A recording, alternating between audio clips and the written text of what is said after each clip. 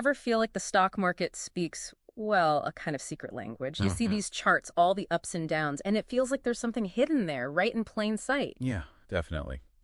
Well, you sent in a really fascinating stack of information about trade patterns, and we've taken a proper plunge into it. We're hoping to hand you a bit of a decoder ring today. Yeah, this deep dive is really all about getting to grips with those recurring, high-probability trade patterns you see in financial markets. Right. We're zoning in on specific chart formations and, the stories that candlestick patterns tell, the ones that historically have shown a greater tendency towards certain outcomes. Absolutely. And the analytical review you provided, it really dug into the empirical success rates of a whole range of these technical analysis patterns. They did.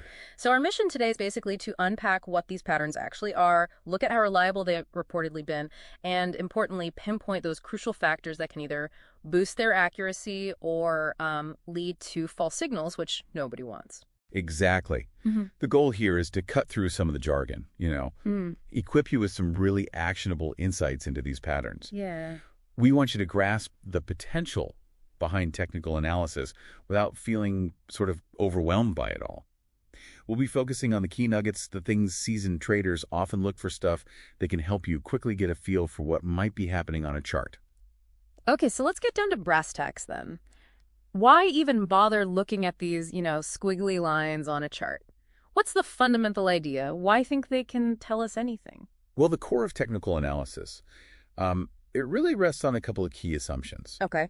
First is this idea that the market discounts everything. Think of it like this. All the news, earnings reports, global events, basically, anything publicly known is already baked into the price. Right, already reflected. Exactly.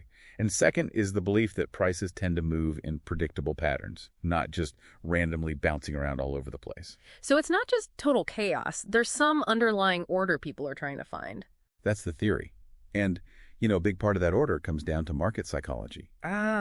Just think about how powerful emotions like, say, fear and excitement can be in driving, buying, and selling. Sure. A pattern like the head and shoulders, for instance. It can visually represent a shift in that dominant sentiment, maybe from initial optimism to growing concern as buyers start to lose their conviction. That's a great way to put it. So these patterns aren't just abstract shapes. They're almost like visual records of the collective mood of the market. Precisely. Yeah. And understanding these patterns can serve several key purposes. It can help you spot potential trading opportunities, obviously, give you a sense of the overall market direction, up, down, sideways, help you identify key levels of support and resistance, where prices might stall or reverse. Right. And ultimately, help you decide on potentially better points to get in or out of a trade.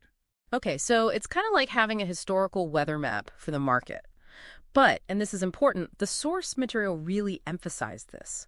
These patterns offer a statistical edge, not like a guarantee. Right? Oh, that's absolutely critical. Understand that right from the start. These patterns suggest a higher probability of something happening based on historical data. Okay. Your source likely used backtesting, looking at past data to get those success rates.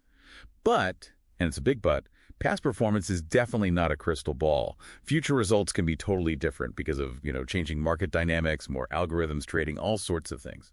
Right, so it's about slightly tilting the odds, not finding a sure thing. Okay, So what are the main categories of patterns we should get familiar with? The review mentioned reversal, continuation, and candlestick patterns. Correct. Yeah, let's break those down simply. Reversal patterns are basically like signposts. They indicate that a current trend is likely, or at least more likely, to change direction. Exactly, the market hitting a potential turning point. Classic examples. Yeah. Head and shoulders, double tops, double bottoms, wedges, those sorts of things. Okay. And continuation patterns, what story are they telling? They usually suggest a temporary pause, maybe some consolidation, within an existing trend. It's like the market is just taking a quick breath before potentially resuming its previous direction. Okay. Common ones here are triangles, flags, and pennants, and the well-known cup and handle. Got it. The names actually give pretty good visual clues there. And then candlesticks. Those are based on the individual bars on the chart, right? The open, high, low, close. Exactly. Each one tells a story for a specific period. And certain single candles, or maybe groups of 2 or 3, can give really immediate clues about shifts in momentum or whether a trend might keep going. We'll definitely dig into some key candlestick patterns from the review a bit later. Fantastic. Well, let's dive right into those high probability chart patterns then, the ones identified in that analytical review. First up, the double bottom. Sounds pretty straightforward, like the price hits bottom twice. That's the visual, yeah. After a downtrend, price drops to a low, bounces up to some resistance level. We usually call that the neckline. Okay, neckline. Then it drops back down to a, roughly similar low point before rallying again. And here's the key part. It breaks above that neckline. It ends up looking a bit like the letter W. A W. Okay, so what's the underlying story there? Why does seeing a W suggest maybe an upward move? Well, it suggests that the selling pressure, the downward momentum, has likely been exhausted. Right. The fact that the price couldn't push lower the second time around, that indicates buyers are starting to step in with a bit more force. When it then breaks that neckline, that's seen as confirmation, a potential shift towards an uptrend. And the success rate. The review mentioned something quite high. Yeah. The source put the reported success rate for the double bottom pattern at a pretty impressive 78.55%. Yeah. From a behavioral angle, maybe that failure to make a new low creates relief, encouraging buyers who are hesitant. Wow, nearly 80%. That's definitely noteworthy. What are the key things you'd want to see to feel more confident in that signal? Two really crucial things. First, a clear, decisive break above that neckline. Not just poking above it, but closing above it. Right, conviction. Exactly. And second, ideally, that breakout should happen on increased trading volume. Higher volume suggests more people are participating, backing the move upwards. It adds weight. It's a really common pattern, definitely one to keep an eye out for if you're looking for potential recoveries. Got it. Volume as the confirmation stamp. Yeah. Okay, next on the list was the triple bottom. Sounds like the same idea, but 3 dips instead of 2. Precisely. Yeah, instead of 2 roughly equal lows, you see 3. The basic mechanism is the same, though, selling pressure diminishing as the bears try and fail 3 times to push the price significantly lower. Okay. A triple bottom is generally seen as an even stronger signal of a potential bullish reversal, just because that selling pressure has been tested and rejected multiple times. Makes sense. Stronger support. Right. Our source gave a range for reported success rates here, from about 74% up to maybe 87%. That's even more compelling. Are these triple bottoms common? Do you see them often? Not as often as double bottoms, no. They are rarer. Okay. But that rarity can actually increase their significance when you do spot one. And again, the crucial confirmation factor is seeing a noticeable pickup in trading volume when the price finally breaks out above the resistance level that formed, after that third bottom. Volume again. Always volume, yeah. When you spot a well-formed triple bottom with that volume confirmation, it can really indicate a pretty substantial, maybe even long-lasting trend change. Okay, moving on to triangles. We had ascending and descending triangles in the review, usually flagged as continuation patterns. How do you tell them apart visually, and what's the logic? Right. An ascending triangle, which is generally bullish, typically forms during an uptrend. Visually, you've got a horizontal resistance line across the top. Flat top. Flat top, exactly. Yeah. And a rising support line underneath, so the price action gets squeezed upwards. A descending triangle, typically bearish, forms in a downtrend. It has a relatively flat support line at the bottom. Flat bottom. Flat bottom, yeah. And a falling resistance line from the top. So it creates a downward compression. So the direction of that squeeze, that compression, is kind of a clue to which way it's more likely to break. Exactly. The ascending triangle suggests buyers are getting more aggressive, pushing higher on each dip, eventually aiming for a break above that resistance. The reported success rate for that one is around 72.77%. Okay. Conversely, the descending triangle implies sellers are in control, pushing lower on each rally. It has a similar reported success rate, about 72.93%. And for both of these, what's the key confirmation? Still volume. Still volume. You really want to see a significant increase in trading volume when the price breaks out of that triangle. Right. Whether it's breaking above resistance for the ascending or below support for the descending. Yeah. And also, keep in mind, these patterns are generally considered more reliable when they show up within an existing trend. An ascending triangle breaking up is stronger if the overall trend was already up, Yeah. Same logic for the descending in a downtrend. Context matters. Okay, next up, the cup and handle. That just sounds like something from a very technical coffee shop menu. It does have a memorable name. It's generally seen as a bullish continuation pattern. So it often appears in an uptrend and suggests the trend might resume. Okay. But sometimes it can also signal a bullish reversal after a downtrend.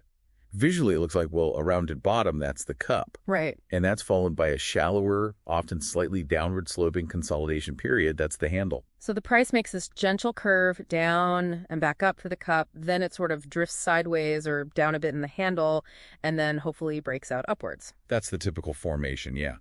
The cup shows bears having control for a bit, but then the bulls gradually take over again.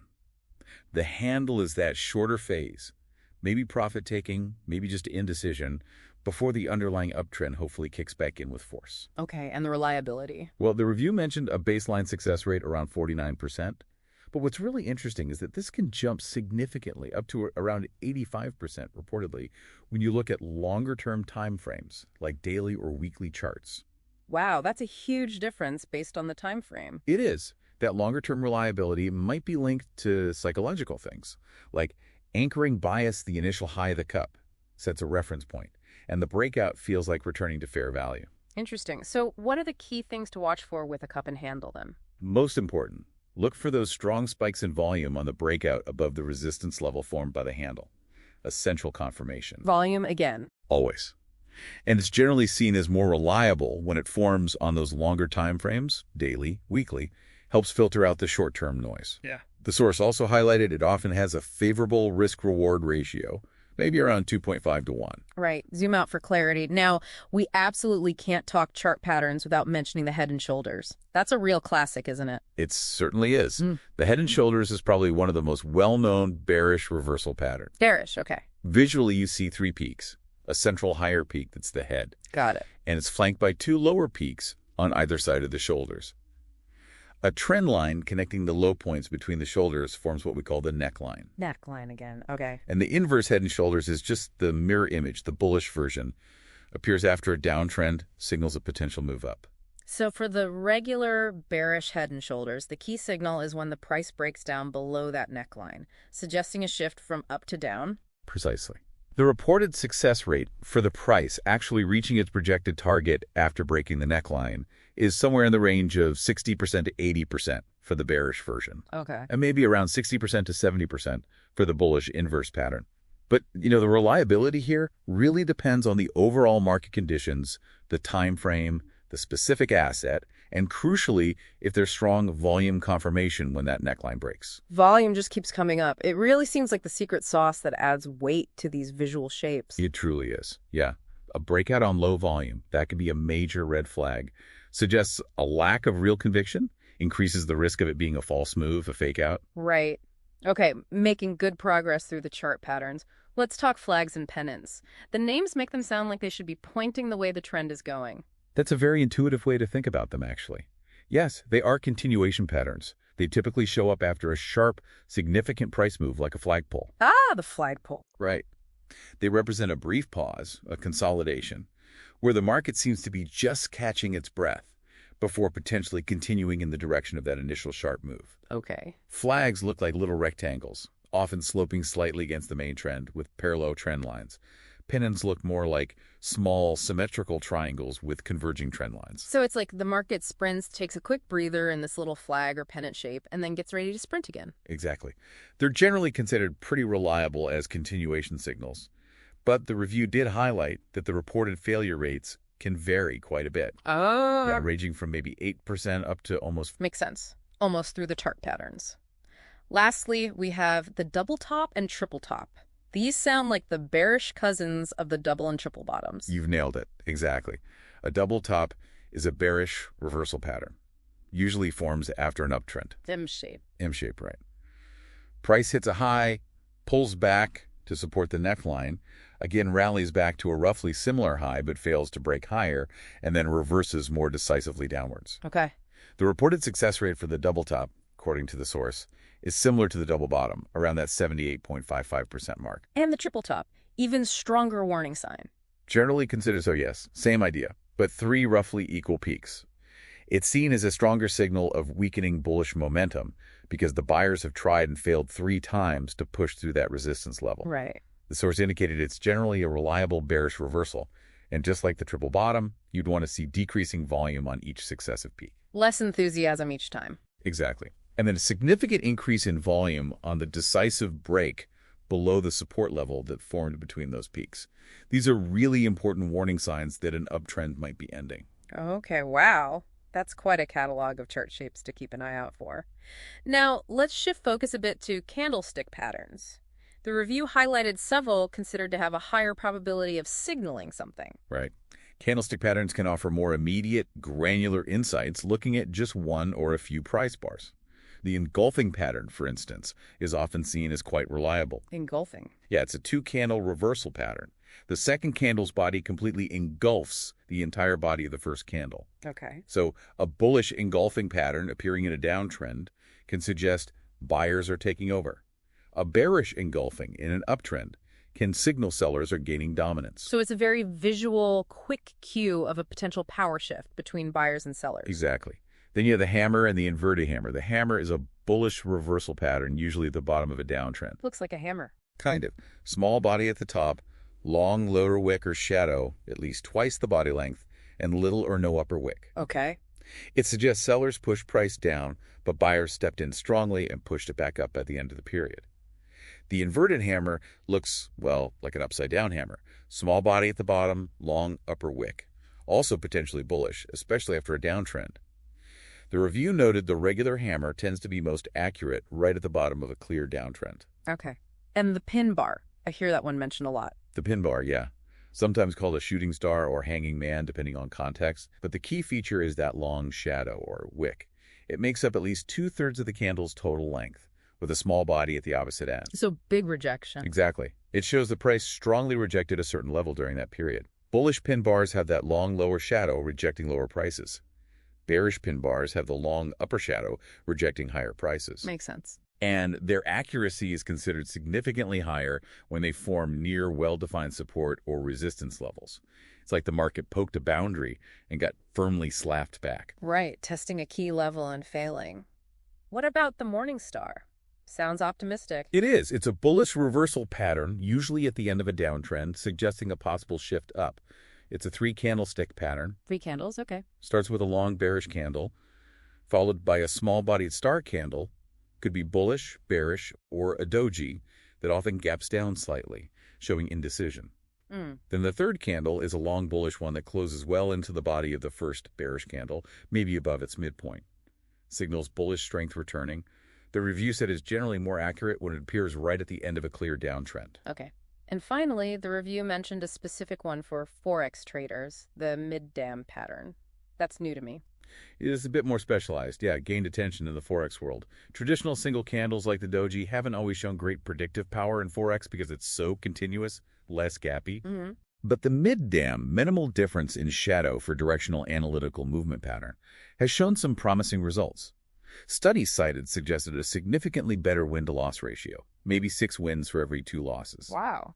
And reportedly generated substantially more profit compared to dojis, specifically in Forex.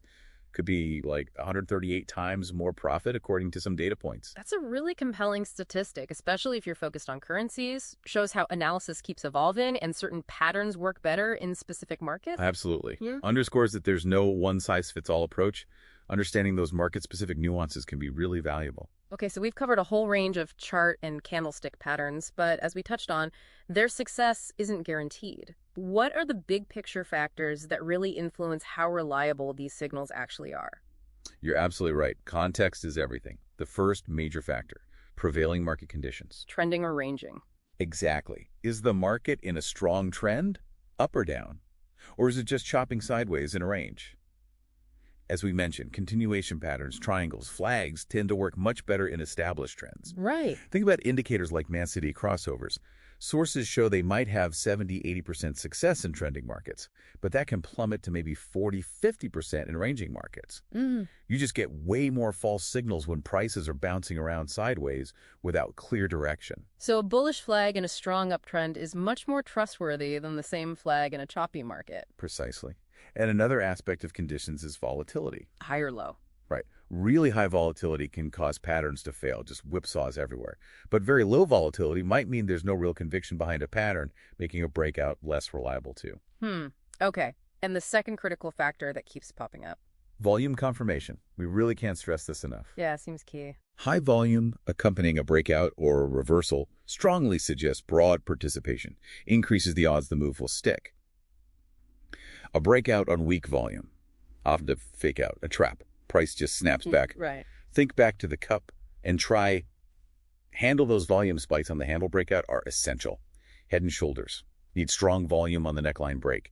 Suggests institutions might be involved or just more traders acting, adding weight. Volume is the fuel, the conviction. Okay. And the third major element influencing success. That would be your time frame selection. You can see these patterns on any chart from 1 minute up to monthly. But their reliability can vary a lot. Generally, daily charts are often seen as more reliable than shorter-term charts. They filter out some of the intraday noise. Okay. Longer time frames, like weekly or monthly, can offer even more robust signals, fewer false alarms, because they represent bigger, more sustained moves. So a double bottom on a weekly chart probably carries more weight than one on a 15-minute chart. That's a very accurate way to put it. And this leads right into multi-time frame analysis, or MTA. Yeah, looking at the same asset on different time frames together. Like check the weekly for the big trend, the daily for patterns, maybe the hourly for precise entry-exit points. Layering the analysis. Exactly. And the review suggested that using MTA can actually boost win rates significantly, maybe by 15–20%. It helps you align with the bigger picture, avoid acting on signals that are just short-term blips. Makes perfect sense. Get the landscape before focusing on the details. Now, we know false signals happen. They're unavoidable. What are some smart strategies listeners can use to try and avoid getting caught out? Absolutely. False signals are part of the game. One reason is just subjectivity. We don't all see patterns exactly the same way. Sure. We've already talked about lack of context, other culprits, low liquidity, high volatility, creating erratic moves. Yeah. Also, traders jumping in too early before real confirmation. Impatience. Impatience, yeah. Sure. Or relying too heavily on just one pattern or indicator without looking for other supporting evidence. So how do we get better at spotting the real signals versus the fakes? By using those confirmation techniques we've been hinting at. Volume analysis key. Check. Multi-time frame analysis, powerful.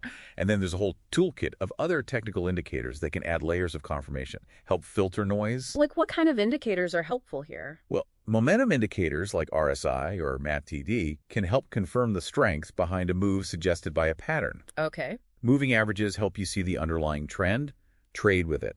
Bollinger Bands give insights into volatility, maybe overbid, oversold levels. Sure. And divergence, where price does one thing and an indicator does the opposite. That can be an early warning sign a trend is weakening. Ah, divergence, right. The source even suggested combining momentum indicators with chart patterns could improve win rates by around 12%. That's tangible. Any other practical steps? Yeah, patience helps. Waiting for a candle to actually close beyond a key level after a breakout shows more commitment than just an intraday poke. Good point. Some traders also like to see a retest price breaks out, pulls back to touch the level it just broke, and then continues. A successful retest adds confidence. But mostly, just don't feel you have to jump on every potential setup. Sometimes the best trade is no trade. Okay, so it's not just seeing the shape. It's about confirming with volume, checking other time frames, maybe other indicators, and sometimes just waiting for clearer proof. Precisely. And all of this leads us straight to the absolutely critical topic of risk management. Yes. Even if you're great at spotting patterns, without solid risk management, you won't last long term. It's essential for protecting your capital. Absolutely crucial. We talked about statistical edge, but without managing risk, that edge disappears fast. What are the core risk management principles listeners need to keep in mind? Several vital things. First, know your numbers. Track your key metrics. That's win rate. Win rate, yes. Yeah. Average risk-reward ratio, aim for at least 1 to 2, meaning your potential gain is at least twice your potential risk. Okay. Expected value per trade, maximum drawdown, the biggest dip your account takes, profit factor. Monitoring these helps you objectively see if your strategy is actually working. They're like your trading report card. Makes sense. Quantify performance. What about how much to risk per trade? Position sizing, hugely important. How much capital do you allocate? A common conservative approach is fixed risk percentage. Yeah. Only risk maybe 1% or 2% of your total capital on any single trade. Right, the 1-2% rule. Exactly. There are more advanced methods, too, like using average true range, ATR, to adjust size based on volatility. You could even maybe risk slightly less on patterns with historically lower reported success rates. Adjusting based on the pattern's probability. Interesting. Essentially. Then, non-negotiable. Stop-loss placement. setting that price where you automatically exit if the trade goes wrong. Where do you put the stop? Strategically, based on the pattern structure, not just some random level. For a double bottom, maybe place a stop below the second bottom. Oh. Head and shoulders, maybe above the high of the right shoulder. Ascending triangle, maybe below the most recent low on that rising support line. The pattern itself often gives you logical points where your trade idea is clearly wrong. So the pattern helps define the entry and the exit point if it fails. Exactly. And good risk management goes beyond just stops and size. It includes diversification, maybe using trailing stops to lock in profit on winners, setting realistic profit targets, keeping emotions in check, no fear or greed trading. Easier said than done. True. And keeping a detailed trading journal. Record everything. Learn from mistakes and successes. Successful trading isn't just about picking winners. It's fundamentally about managing risk effectively, consistently over the long haul. Such a vital message. Consistent, managed growth, not chasing home runs. Absolutely. Well, this has truly been a fascinating deep dive into high-probability trade patterns. So, for the learner who's been listening, what are the absolute key takeaways? Okay, firstly, it's clear certain patterns, like double bottoms, ascending triangles, engulfing candles, have shown statistically higher odds of leading to specific outcomes based on the research you provided. Right. But number two, crucially, reliability isn't guaranteed. It heavily depends on market conditions, trending versus ranging, confirming volume, and the time frame you're looking at. Context is key. Context is key. And finally, maybe most importantly, using confirmation techniques, multiple time frames, other indicators, and having sound, disciplined risk management are absolutely non-negotiable for using these patterns effectively and protecting your capital. Excellent summary. Now that you've got this deeper insight into the language of market patterns, maybe take a moment to consider how these visual cues might reflect that underlying human psychology driving prices. Could understanding patterns offer a deeper insight into market behavior itself, beyond just finding potential trades? Yeah, it's a great thought. And look, this deep dive has really just scratched the surface. It's a huge field. Would really encourage you to go back to the sources you sent, spend time looking at these patterns on historical charts yourself, see how they played out. Do your own homework. Exactly. And think about how these ideas might fit into your own understanding of the markets. After hearing all this, what specific patterns now stand out to you as maybe worth exploring further?